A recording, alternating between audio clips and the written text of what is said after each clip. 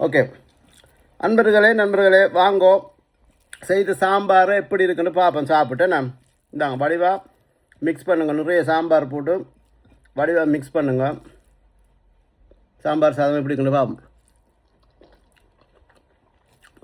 சாம்பார் சாதம் இல்லை, சாம்பாரும் ரைஸும் நல்லாயிருக்கும்.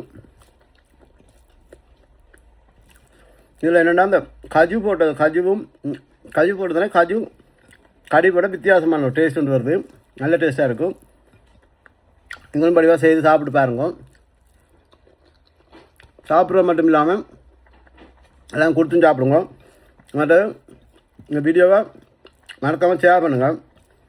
ஷேர் பண்ணிங்கன்னா மற்றவங்களும் செய்து சாப்பிட வசதியாக இருக்கும். அதுதானே நான் பூசணிக்காய் எல்லாம் படிவாக அவிஞ்சிருக்கு. வேறு பூசணிக்காய் டேஸ்ட் வந்து அந்த மாதிரி இருக்கும். இது வந்து நாங்கள் சாம்பார் பொடி போட்டு செய்கிற சாம்பார் மாதிரி இருக்காது. இந்த கடையில் வாங்கி சாம்பார் பொடி போடுவோம்ல அந்த மாதிரி இருக்காது. நார்மலாக எங்கிட்ட ஜெஃப்னா கறித்தூள் போட்டு செய்கிற சாம்பார் நல்ல டேஸ்ட்டாக இருக்கும். இந்த பயரில் செய்கிறபடியாக அந்த பயறு கரைஞ்சால் அது ஒரு வித்தியாசமான டேஸ்ட்டை தருது. பயறு, தேங்காய் பால், இந்த கஜு நட்ஸ் எல்லாம் கடிப்பட்டு சாப்பிடக்க நல்ல ஒரு டேஸ்ட்டாகவும் நல்லாவும் இருக்குது. ஸோ இதை ஷேர் பண்ணுங்கள் எல்லாருக்கும். ஷேர் பண்ணி எல்லோரும் செய்து சாப்பிடட்டும். யாம் பெற்ற இன்பம் வையகமும் பெற மறக்காமல் ஷேர் பண்ணுங்கள்.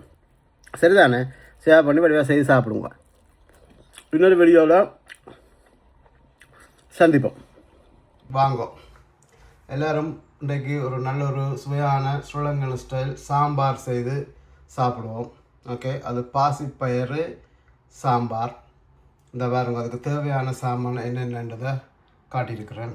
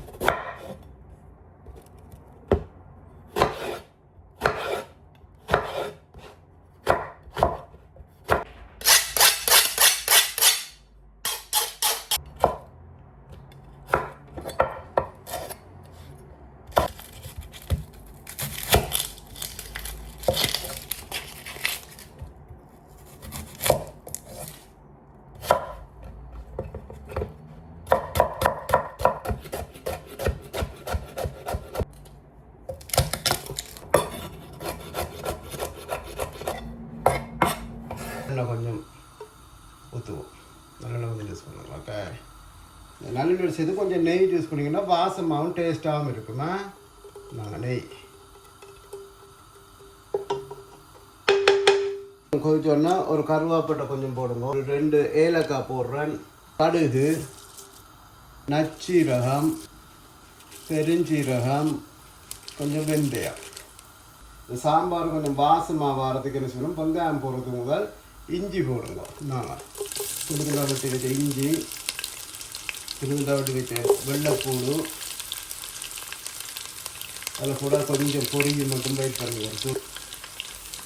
ஒரு பசுமா சின்ன ஒரு மிக்ஸ் பண்ணி போட்டுருங்க.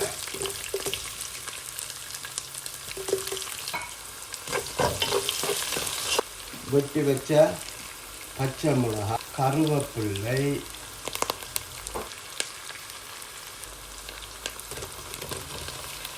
தக்காளி பழம்,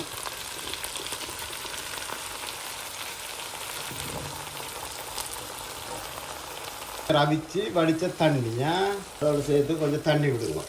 உப்பு, மஞ்சள்,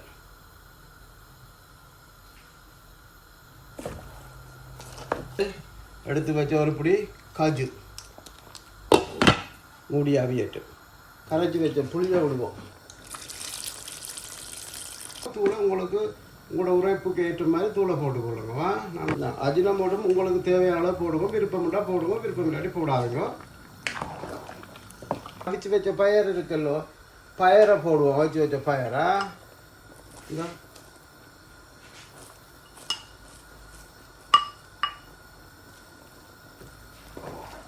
இந்த தண்ணி இப்படி இந்த பதத்தில் இருக்க என்ன செய்யணும், படிவாக திருப்பி மூடி ஒரு 5-10 நிமிஷம் நல்லா அவிய விடுங்க.